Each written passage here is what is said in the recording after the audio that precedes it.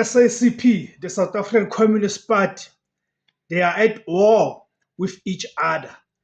They are on each other's throats, especially the General Secretary of the party, Solly Mapaila, and its national chairperson, Blade Nzimande. So this civil war, this SACP's civil war, it is Nzimande on the other corner, vis-a-vis Solly Mapaila on the other corner.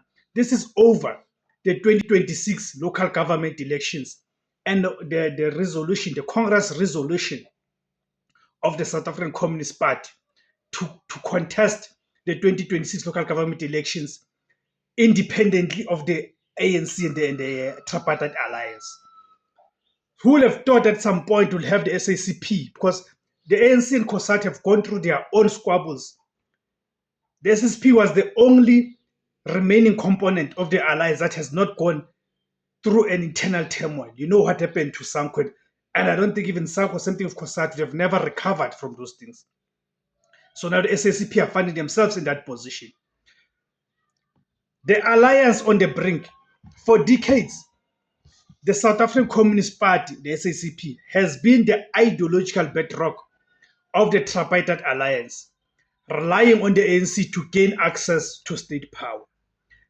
But as the ANC's support crumbles under the weight of corruption and poor service delivery, the South African Communist Party faces an existential choice: loyalty to the alliance or loyalty to the working class.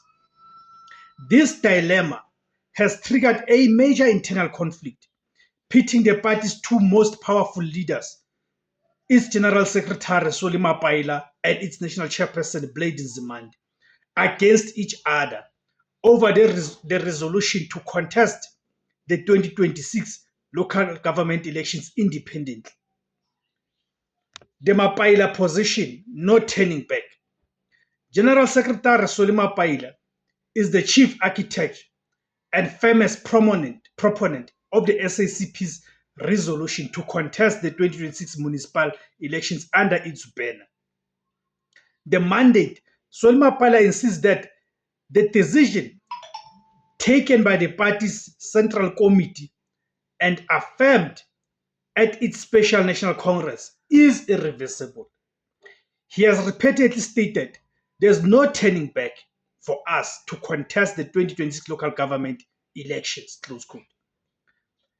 Solly Mapaila argues that the ANC-led government's adherence to neoliberal policies such as austerity measures and cutting funding for police, health, and water infrastructure has severely impacted the well-being of the working class. The SACP must offer voters a clear socialist alternative and break with the ANC's failed governance, particularly at the municipal level, where service delivery crises are most acute. The goal: the SACP's aim to contest all municipalities in 2026, leveraging the deep disillusionment with the ANC's, right, with the ANC to establish its own political base. Then on another corner, of course, the Blade Nzimande faction. Because here's the thing about Blade Nzimande: he's a factionist of note. Not just a factionist of note, he's a narcissist factionalist. It is Blade Nzimande who was in the middle of the ANC factions pre and post Polokwane.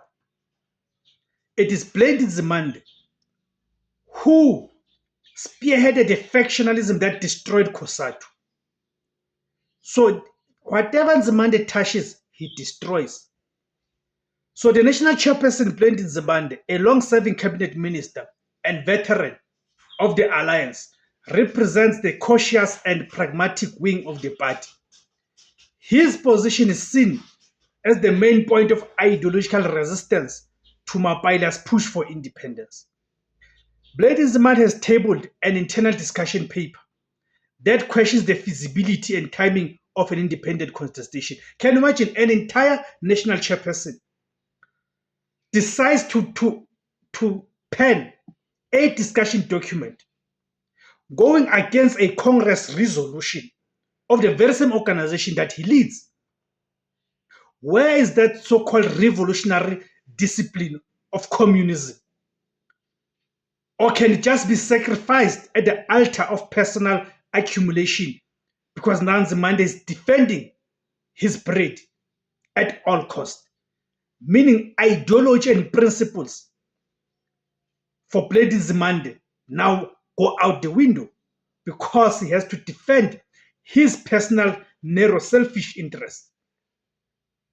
His argument centers on whether the SACP is organizationally and financially ready to take on the ANC nationwide, and whether the benefit of independent growth outweighs the risk of losing the limited state power and influence they currently hold through the alliance.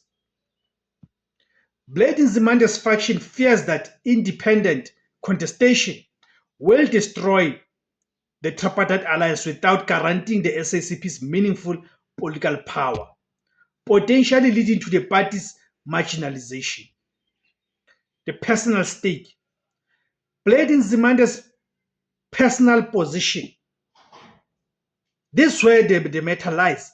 Personal position as a key minister in the government for many years means his political survival is intrinsically linked to the ANC's electoral viability, making his opposition to the split a matter of both principle and personal security.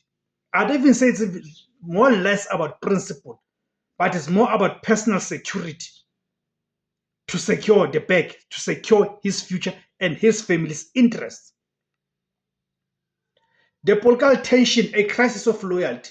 The conflict between the two leaders highlights the SACP's core crisis: how to remain a socialist party while having its leaders participate in a capitalist government.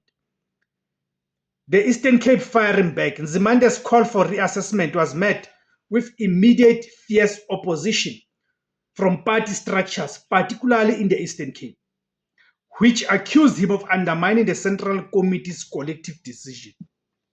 The cabinet question. A crucial question remains for the 2026 elections. Will Nzimande and other SACP members serving in the cabinet step down once the party officially registers and campaigns against the ANC? Mapaila's faction must wrestle with the contradiction of campaigning against a government they are simultaneously part of. The rising tension suggests that the SACP is less unified than it represents, or rather than it presents, with Mapaila leading the party toward a radical break and Nzimande leading a conservative resistance that favors the status quo. In conclusion, the future of communism in South Africa. The clash between Solly Mapaila and Blade Nzimande is a defining struggle for SACP's soul. Mapaila's victory in pushing the independent contestation resolution means the SACP is moving into uncharted political territory. The 2026 local government elections will serve as a definitive test.